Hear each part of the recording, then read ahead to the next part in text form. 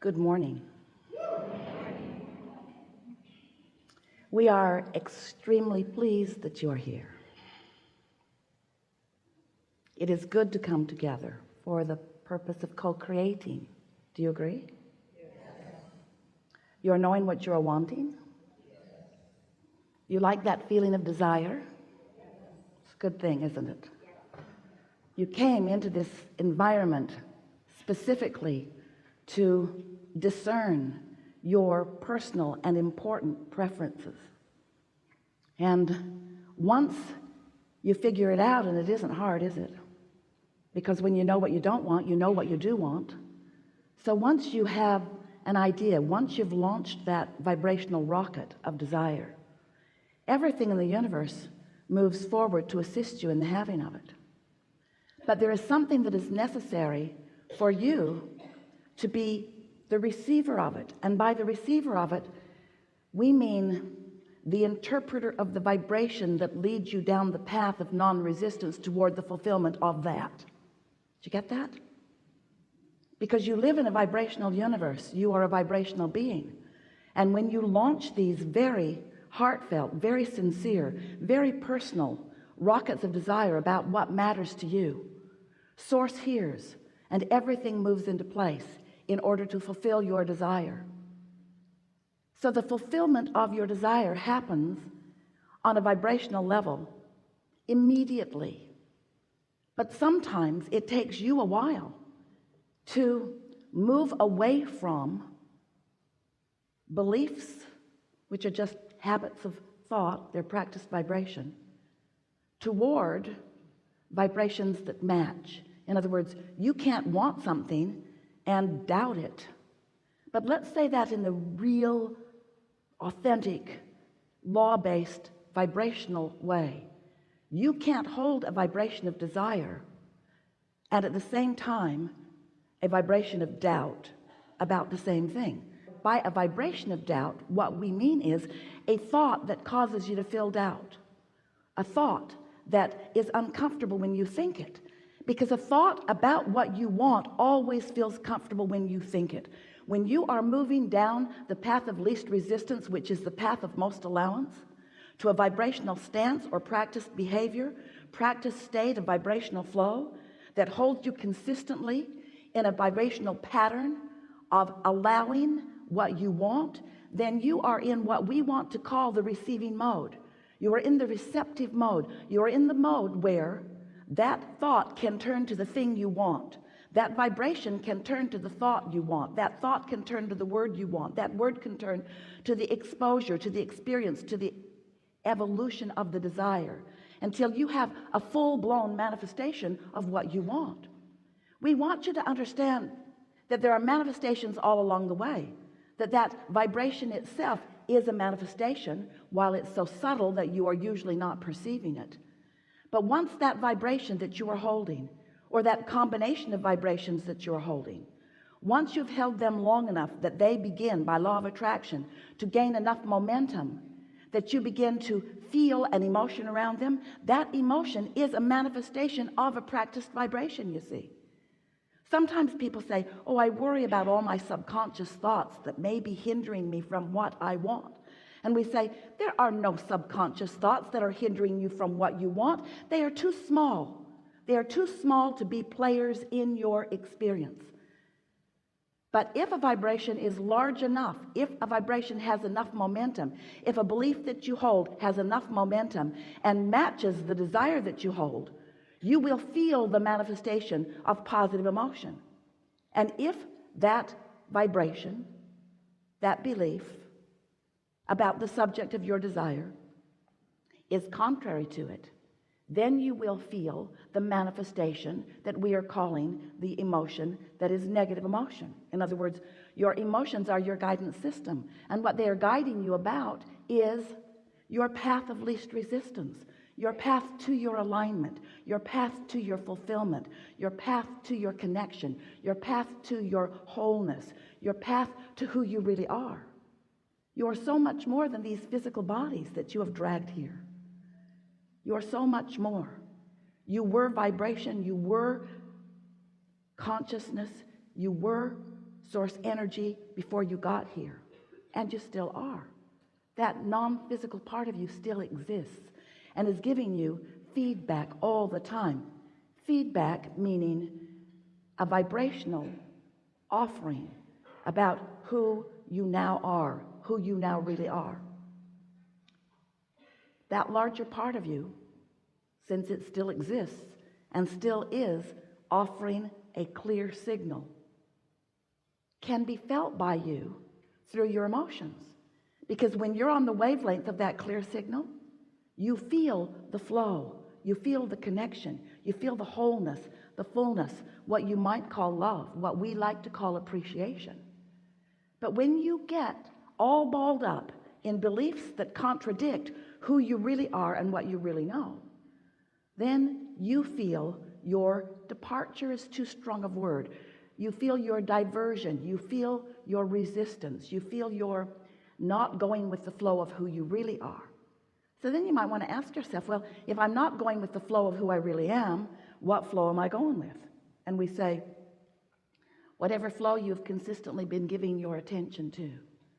So while we are here together today, there are some things that we want to help you to realize in the clearest fashion that you have ever found. And that is, we want you to leave here with a sense of who you really are and what it feels like to be in complete alignment, alliance, harmonics with who you really are. We want to awaken within you a keen awareness of your own guidance system. We want you to understand that your emotions guide you to what we consider to be the most important concept of everything that we teach here, and that is the path of least resistance. For a while we called this gathering the science of deliberate creation, but you got weird about it. You worried about your thoughts, you tried to suck them back, you'd think something or say something, cancel, trying to get it back before law of attraction gets hold of it and brings you something you don't want. And so we want to put the emphasis not upon what you're doing. We want to put the emphasis upon the basis of how you feel.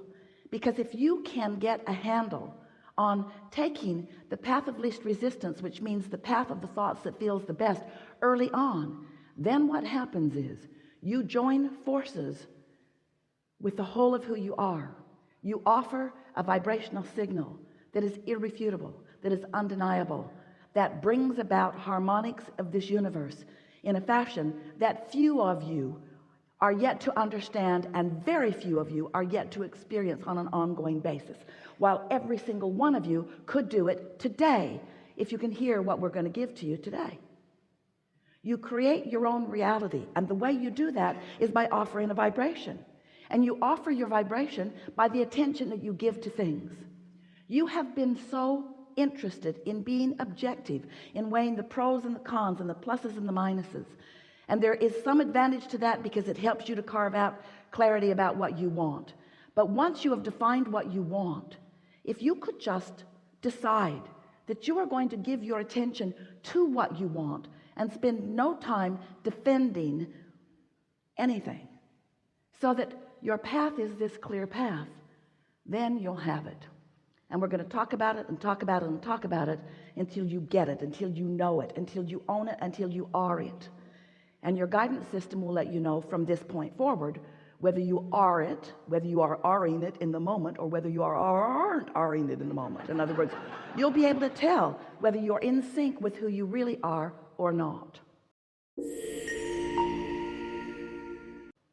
So, path of least resistance, sometimes, especially to those who want to control you, doesn't sound like such a good idea, because they have taken some benefit by you not following your own guidance system about what's better for you.